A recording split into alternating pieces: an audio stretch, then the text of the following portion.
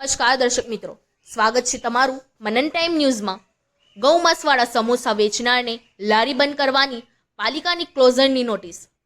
વડોદરા શહેરના પાનીગેટ દરવાજા પાસે ન્યૂ હુસેની સમોસા સેન્ટરના સંચાલક દ્વારા ગૌમાંસવાળા સમોસા વેચવા બદલ તેના વિરુદ્ધ ફોજદારી ગુનો દાખલ કરી કાર્યવાહી હાથ ધરવામાં આવી હતી। ત્યારે આજે પાલિકા તંત્રએ અહીંના સંચાલકને ક્લોઝરની નોટિસ ફટકારી દુકાન બંધ કરવાની તાકીદ કરી છે।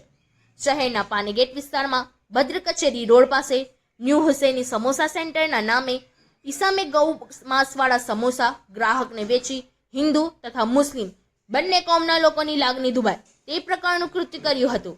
જે અંગેની ફરિયાદ પાલિકાને મળતા પોલીસની સાથે રાખી અહીં દરોડો પાડવામાં આવ્યો હતો, જ્યાં લીધેલા નમૂનામાં ગૌ માંસના સેમ્પલ હોવાનું પણ જણાઈ આવ્યું હતું, જેથી લારી સંચાલક વિરુદ્ધ કાર્યવાહી કરવામાં આવી હતી।